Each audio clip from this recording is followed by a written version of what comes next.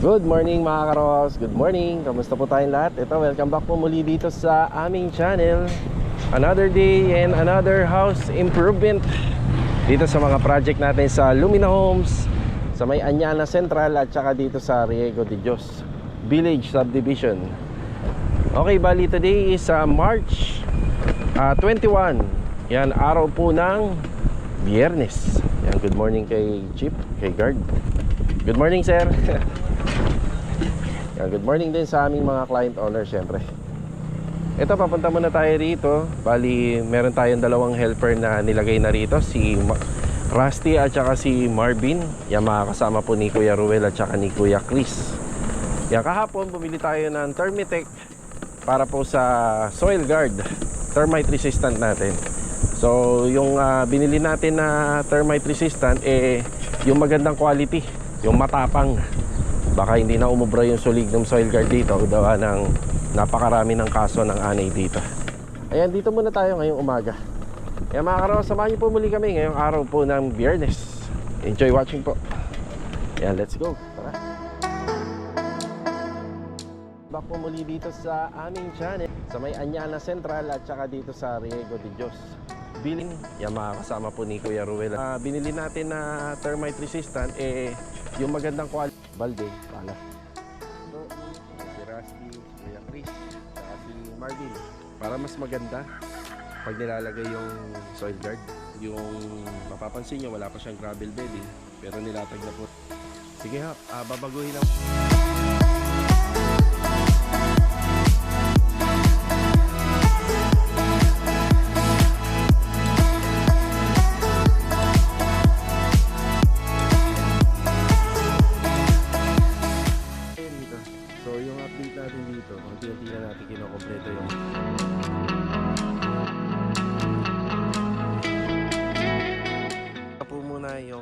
Break time muna ngayong umaga. Kuya Ruel, good morning po. Good morning sir. Si Rusty, si Kuya Chris, saka si Marvin.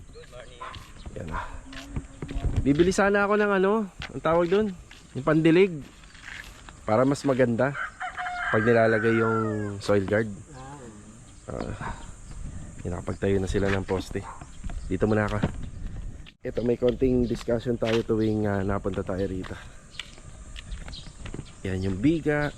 Ina-assemble na nila yung tie beam. Ayun yung mga tie beam, no? Yung sa column kahapon, project natin dito, gumawa po tayo ng butterboard. Yan lang po muna kasimple yung butterboard natin. Kaya meron nito para matibay yung pagkakalagay ng tansi, hindi siya gumagalaw. Kasi sa tansi tayo nakabase regarding do sa layout ng structural natin. Ayan, napaliwanag ko na yung mga distance niyan. Ito medyo mahaba talaga yung distansya nito. 4.8 yan meters. Tapos ito naman 3.5. Yan, 3.5. At saka to 3.5. Yan, gumawa na sila ng spacer dito. Ito yung spacer natin. Yan, D4 na PVC. Tapos sa 5 cm. Medyo tinakasan na namin, pero pwede na sa 5 cm. Yan, kasi yung mga buhos nito malalalim. Merong 40, meron 30 cm yan, yung buhos ng puting natin. Yan, ang lalim ng mga column natin is 1.2 by 1.2. So ibig sabihin 120 cm by 120 cm. Tapos sa paglalagay ng tansi, hindi naman totally dinidikit yung mismong poste ng pinakabakal.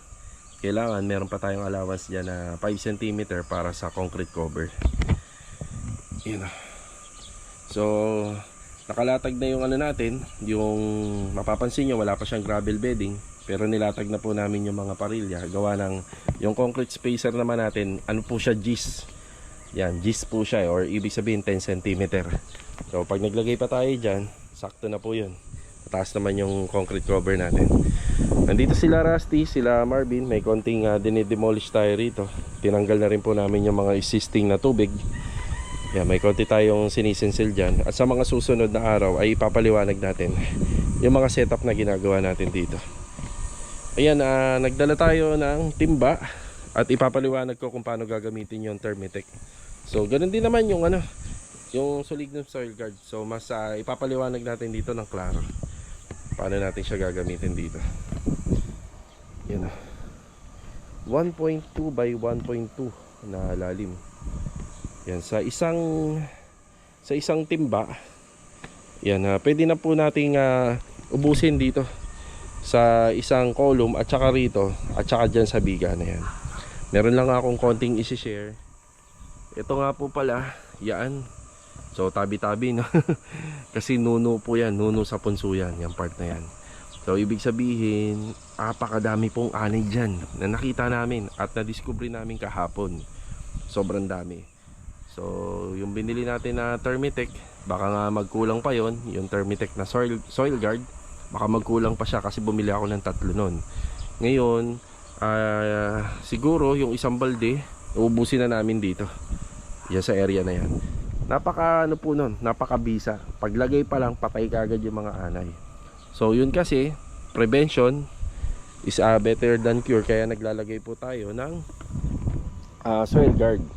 So pag nalagyan na natin ng soil guard yan, kagandahan po nyan, at least may prevention na po siya, hindi nalalapit yung mga anay dyan. Yan, balik trabaho na po sila after break time ngayong umaga. Sige ha, babaguhin naman po natin yan. Lahat naman yan, yung nasa ibabaw. Oo. Ito na yung tie beam na gagamitin natin. Yan o. Op, yan. Meron pa. Nagbigay na ako kay kuya ng pambili. Yan, bali sa pala natin, sa na yun, soil guard dito. Yan, ito sa soil guard natin, hindi pa natin to magagamit ngayon. So ang katumbas nito, i-dilute natin to sa tubig. Pero hindi pa natin siya magagamit ngayong araw. So, bigyan ko kayo ng idea. Yung paggamit po nito, less than 2 hours bago po. Kailangan po meron kayong interval na 2 hours lang. Kasi kapag ganito, lalo na rito, sobrang init ng panahon, pwedeng mag-evaporate lang kung ilalagay natin kagad tapos hindi naman kagad natin bubuhusan. So paglagay nito, so hayaan lang natin siya muna mag-penetrate sa lupa kahit 30 minutes or 1 hour, saka tayo mag-follow up ng buhos. So wag po natin to ilalagay, nang pababayaan lang natin kasi sisingaw lang, so mawawala yung kanyang bisa, yung effectivity niya. So maganda pa rin po bago magbuhos. So ngayon, yung araw na to, ang gagawin po nila ay maglalatag po ng poste. Ayan, tinatayo na. Tapos yung tie beam, yan, maglalatag din ng tie beam. So ito, may katulong na po sila kuya. So mahirap po kasi yan kung dadalawa lang po sila. Ayan, nandiyan po si Marvin at saka si Rusty. Tapos pwede na pong iwanan po itong buong araw na to ng naka-gravel bed na. So magbubuhos na rin po, magbababa na rin ng graba. Ayan, meron tayong 3 binili na ganito. So Termitec. So napakaano po nito, napakatapang po. Kailangan po yung gagamit nito naka PPE. Yan, para na rin sa safety. Ayan na yung ginagawa po nila. So 3 ganito yung binili natin. So sa isang ganito, kaya na pong buhusan yung 4 na column. Tapos sa susunod, yun naman, yung 2 kasama na yung tie beam. Yun nga lang, kailangan po natin maglaan ng konting isang balde para po rito. Yun. Hindi lang po natatapos ang paggamit nitong Termitec dito sa beam at saka sa column, pati po yung pinaka-platform, yan, pinaka-floor area, lalagyan din po natin yung paikot. So sa ganito kalaking bahay na ginagawa natin, tingnan natin kung makakailan tayo niyan. Kasi pati pa dito, kailangan po natin yan lagyan. So sa blocking, kailangan po bago magbuhos, ulitin ko lang, kailangan nilalagay yan. At huwag pababayaan ng matagal, lalo na rito sa pwesto namin. Mamaya dito nakatutok ang araw, masasayang po yung bisa niya. Kaya kailangan po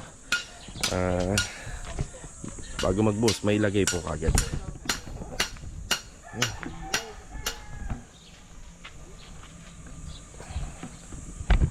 Yan, mamayang hapon babalik tayo rito para makita yung mga nagawa dito mamaya, mga kaganapan dito.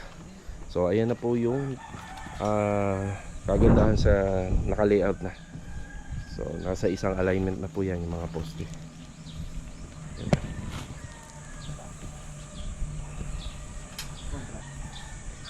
Mas maluwag dito, Bino. Naalala mo yung nasa Anyana tayo? Ang hirap na hirap tayo sa ganyan. Luwag kasi ng area. Yung nakagandahan.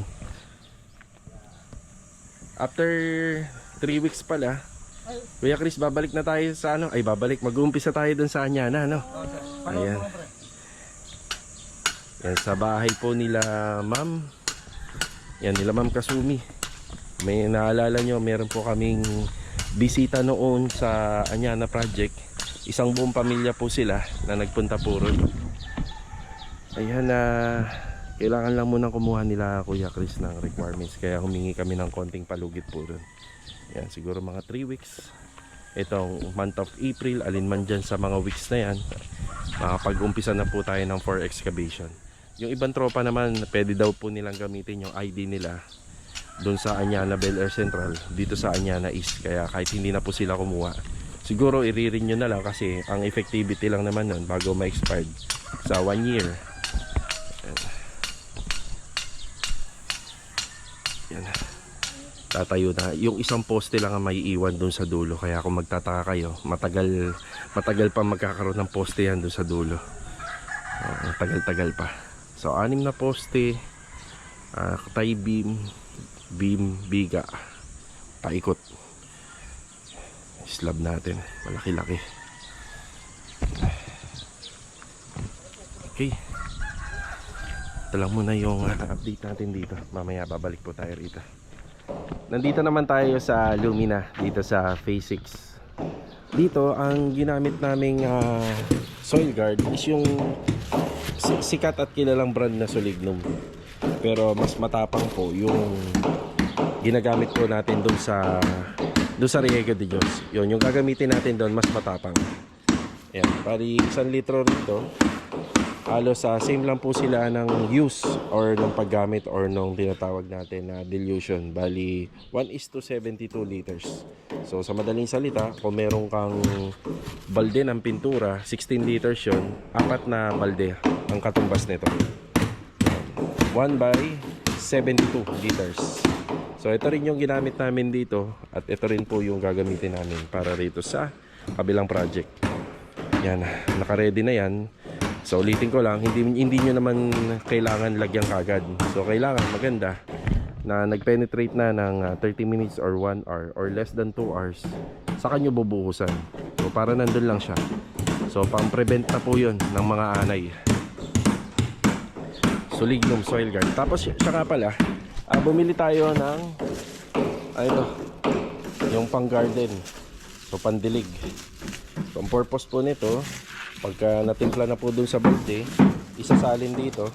Tapos ito na po yung gagamitin natin na pandilig para sa termite resistance sa lupa.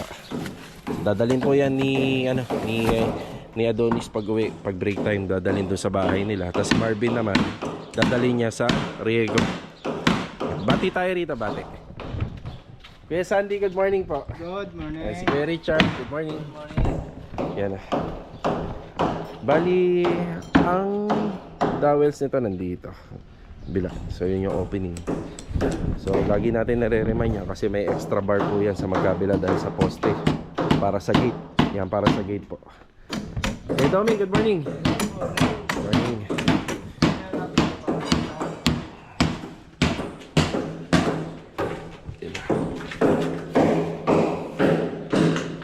Ilan ba nabuhusan to kaya? Kanina? Kanina. Yan, bali kanina. Yan, may concrete flooring na rito. So, bago naman po yan lagyan ng concrete flooring, binuhusan din ng soil guard yan. Soil guard. Hindi ko na makita yung mga basyo. Nasa basura na yata. Yan na. Adonis, good morning. Good morning. Ayan, bali ang ginagawa ni Adonis dito, lalagay na siya ng para sa water closet. Basta water line at saka sanitary line pababa. Poporma sila ng sa poste.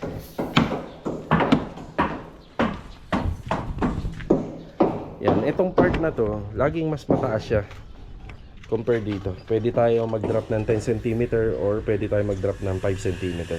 So itong floor area sa extension, laging nakababa dito sa corner area na ginagawa natin. So ito na lang yung hindi pa nabubuhusan. Diyan na rin yung sa water line.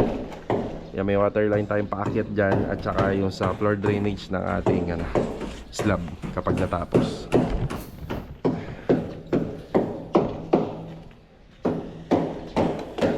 Ang buhangin, ayan, meron pa. Simento, marami. Siguro Sabado bukas, itong araw na to pwede tayo magpa-deliver. Bago matapos tong araw na to, pwede tayo magpa-deliver ng isang mini dump. Dapat laging may rito, may stock. Tapos itong lupa na to, yan, pwede na natin niya ipalipat doon para medyo lumuwag-luwag na.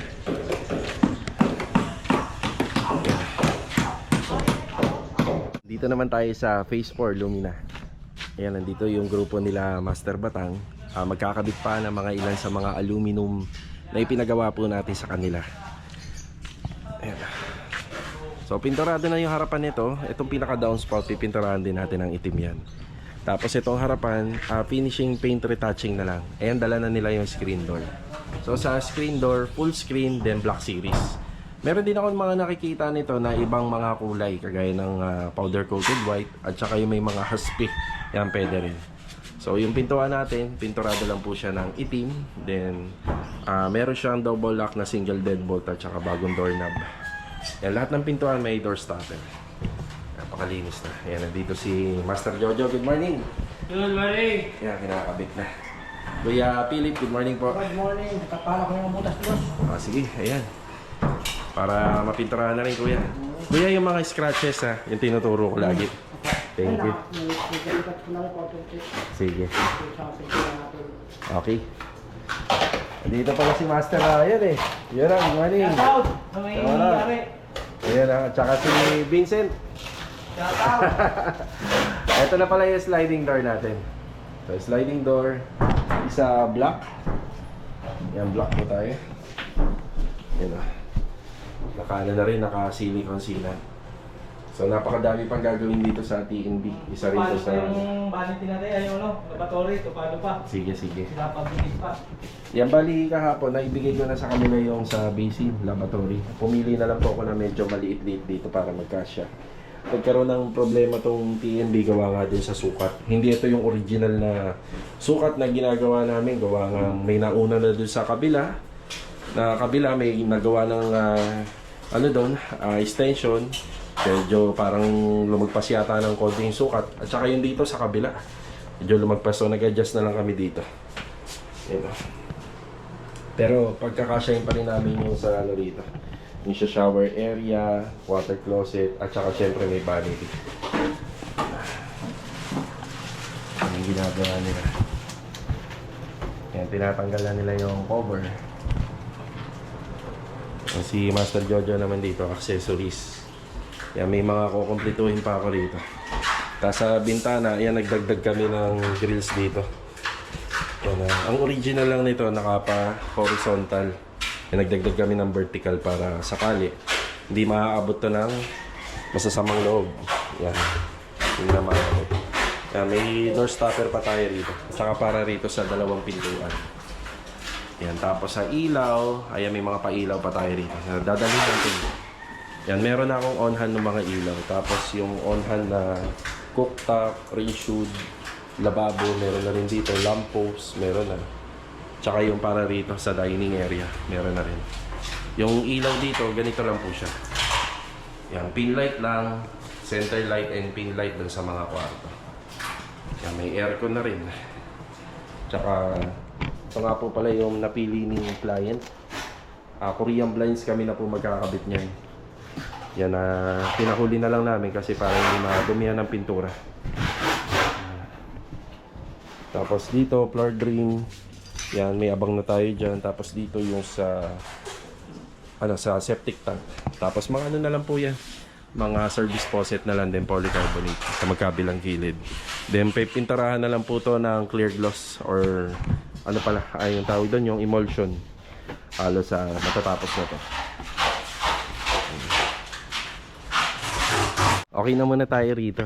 So nakita naman natin may mga gamit na po siya sa loob, pero hindi pa yung nagtatapos doon. Ito, napakahaba pa ng listahan ng mga bibilhin natin. So kailangan natin ng service faucet dito sa harapan ng bahay, dalawa to, small pin light para sa TV console. Syempre yung outlet and switch doon sa may TV console, dalawang door stopper pa para doon sa dalawang pintuan, electrical tape, yung T5 na bulb light na nilalagay namin lagi sa overhead cabinet, dalawa yan. Tapos kailangan natin yung mga pang supply ng tubig, yung mga bulb, flexible, tapos sa TNB, VD, kailangan natin ng P-trap hose, yan para sa vanity, LED wall mirror, tile grout, towel rack, at saka tech screw para maikabit natin yung sa polycarbonate dito sa harapan ng bahay. So ito po muna, at bago matapos, di-double check pa natin kung ano-ano pa yung mga kailangan dito. Sa paint materials naman, kompleto kami. Yung emulsion lang yata yung wala, yung para sa pagpapakintab po nitong mga deco stone at saka dito sa mga exterior wall. Yan na, magbe-break time muna tayo, tapos kukumpletuhin na po natin to. Yan. Ito mga karos, after break time, yan, kasama natin si Missy syempre. Babi Chanel. Okay, bali, unti-unti natin kukumpletuhin yung mga kailangan pa dun sa project natin sa phase 4.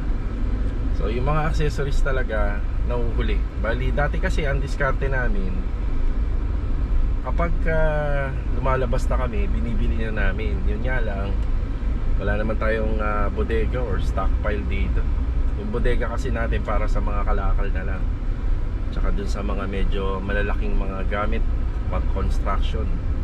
Pero yung mga maliliit na bagay, mas maganda bilhin na lang ng sabay-sabay, isang bilihan na lang. Kanina bago ako umuwi, naibigay ko na kay Master Jojo yung mga ibang fittings para po sa lababo, lavatory, water closet. Yan, tapos si Louie nga po pala, madalas hindi nyo makita nitong mga nagdaang araw. Nandito siya sa project natin sa phase 3, dito sa may Block 9 Lot 14. Yan, pinatatapos ko lang sa kanya yung TNB ron. After niya matapos, bukas lilipat na po siya dun sa may Block 26. May naghanap na ba kay Louie? Ayun niya. Akala nila wala na. Ayun si Louie. Lahat po ng tropa araw-araw pumapasok, as long as walang sakit. Yan, sana naman walang magkasakit sa mga kasama natin ngayon. Kasi maganda tong summer season. Ito yung bawi namin. Kasi pagdating na naman po ng mga tag-ulan, ito na naman yung mga bitin yung pasok. Kulang-kulang ang pasok gawa ng bagyo, ulan. Ayan, naalis muna tayo. Madalas natin to talagang ginagawa. Kasama to sa trabaho natin, yung mamili, mag-purchase, tapos ihatid natin sa site para maikabit hanggang sa matapos natin yung project. Tara.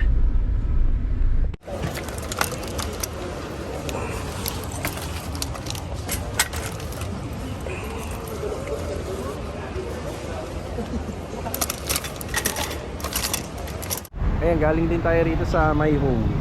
Ayan, tara. Ayan, nandito tayo sa Anyana. Ayan, may bisita tayo rito, si Ate Gladys. Yan, naging kliyente rin namin to sa phase 1. Tapos itong mga toilet bowl dito, yan ay iuwi na po natin. Yan, mapupunta na po yan sa tropa. Kuya Rigor, magandang hapon. Kuya Rigor, ito yung mga pinabibili nyo pa. Tapos, thank you. Yan.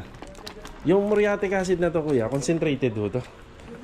Alam na ni Kuya Dindo to kung paano timplahin. Yan. Kuya Dindo! Yan. Magandang hapon, Kuya Dindo. Kaya nandito na yung mga pinabibili niya. Yan na lang siya, hindi siya mababa. Ay, hindi siya makakababa. Wow, ang ganda na ng ano. Kuya, ang ganda na nito ah. Ano talaga yun, sir? Sabi niya. Wala pa yan, di pa yan. Wala pang pulior dito ito. Wala pa. Kasi baka Saan? kuluan ako eh. Yun nga. Kaya siniler ko muna siya ng ano eh. Todo eh. Ang pinabili po sa amin dito ni Kuya Rigor at saka ni Kuya Dindo, cleaning materials and pang retouching na. Yan, paintbrush, masking tape. Yan, mga pang retouching na po ito hanggang sa matapos. Yan. Tapos may kasama ng malaking roller. Yan, pang retouching. Yan. Si Ate Gladys pala, kaya kasama natin, gawa ng bumili tayo ng materyales na pintura at nagagamitin doon sa kanyang pinagagawang paupahan. Yan na. Masaman. Pasa ko. Buksan natin ang mga ilaw. Pasok ka sa munting tahanan. Yan na. Yun nga lang, mas ano sana kung makakakit sa taas. Kaso nga lang, pinturado. Hindi makakakyat. Bago lang. Si Kuya Dindo, saan siya bababa? Doon sa kabila? Diyan na siya. Diyan siya matutulog. Diyan siya matutulog. Ayan natin. Yan. Yan na. May makapababa. May atiyo na yan. Ano ba yan? Sanding sealer pa lang. Yan o. Kahit pa paano, nakikita na. Ito nga pala, binili ko nung nakaraan. Yan ang gagamitin natin. Bali, 2 galon lang to. Sana magkasya na. Pero kung ano, hindi man, habol na lang. Yung ref natin. Kailangan kasi totally malinis na to. Pagka malinis na, saka natin ilalagay. Yan, 3 araw po silang straight dito. Tapos after nun, madadagdagan po sila rito. Ayan. Yan, marami pang i-retouch. Unang-una lang talaga yung hagdanan. Yari na yan, boss. Jajaryahan na, uli na. Hindi, yayariin ko na yan. Yayariin mo na to. Kakanain ko na yan. Ayan, gagawin na ni... Wala problema dyan. Sa bagay kasi Kuya Rigor, linis-linis na lang yan eh. No? Retouch. Pagka na, ano kaya, na top coat ko na yan. Yan. Ganyan lalagyan ng sakin. Hindi na tayo makakakit sa taas at gawa ng inuumpisahan na po ito. Kaya hindi pa pwedeng marami ang bilang ng tao dito. Kailangan na konti lang muna. Pag natapos po yan, saka na tayo magdadagdag. Dito na tayo sa phase 4. Galing rin ako ng ANS lamps. Yan. May kinumpleto tayo mga pailaw pa rin. Yan, nagkakabit na si Master Jojo ng wall-floated panel. Ano na lang dyan, tiles na lang sa basin at saka ano, yung wall mirror. Yan, halos nandito na lahat. Ganda. Magkakasya ba rito? Nabilang mo na. Ito pala, meron din to eh, no? Yan. Ganda na, no? Si Kuya Philip pala, first time niya na, ano, makakasama natin sa finishing, no? No. Wala pa to, Kuya. Lilitaw pa ganda nito. Ito pa nga yun. Ayan, no? Nakita mo na yung ilalagay dyan? Dala ni Jojo ilalagay dyan, eh. Yung track board. Ano masasabi mo sa gawa, Kuya? Ayos. Kahit maliit lang na. Oo nga, ganda. Kala ko tundo eh. Ito tayo, pang maselan tayo. Pwede tayo sa mga masiselan. Yun na. Bar counter. Ito, tinanggal na yung sticker.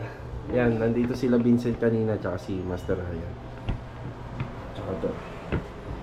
May mga paglilinis pa tayo na gagawin dito.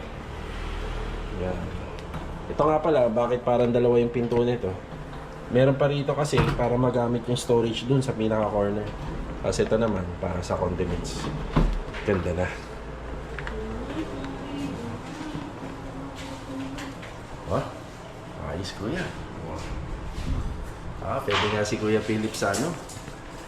Masiselan na gawa. Yan, ang linis na oh.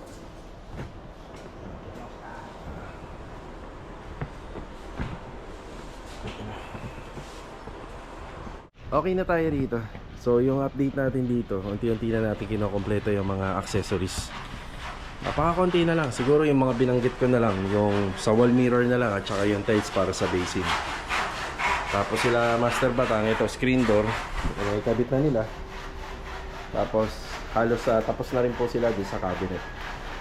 Yan, bukas may pagbabago na po ulit. Lalo na nabili na po natin yung mga ilaw. Alright. Ayan, nandito na ulit tayo sa Riego. Yan, sabi ko babalikan ko po itong project natin dito para makapagbigay ng update. Yan, nakauwi na po sila. Tapos yung iba nandun sa may office, kumukuha po sila ng ID. Yung ibang mga kasama natin. Yun oh. Nakakasanay yun sa tie beam o sa bika.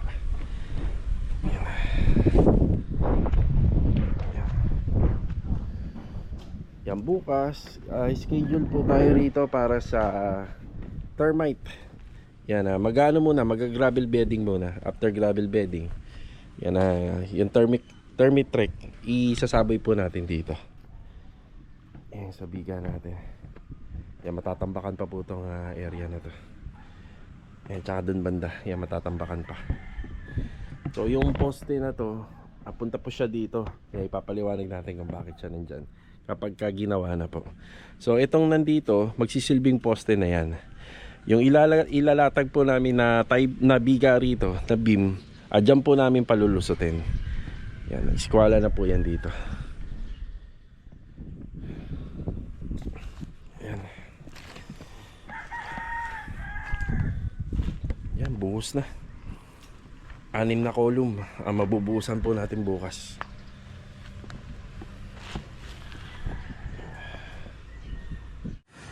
Bali, ito na po muna yung update natin dito sa project natin sa Riego. Yan, naitayo na natin yung mga poste. So, kita-kita na lang po ulit for the next video. Ito, paalam po muna. Bali, ito mga karos, bago matapos tong ating vlog, ayan, binabati ko ng happy birthday si Jerry Rojas Cabardo. Yang God bless and more birthdays to come pa. Tsaka kay Ma'am Annalisa Feliciano Magara. Yan, God bless and more birthdays to come. Also kay Sir Francisco Agapito. Yan, God bless and more birthdays to come pa po. So mga karos, kita-kita na lang po tayo for the next video. Ito, paalam po muna. Tara!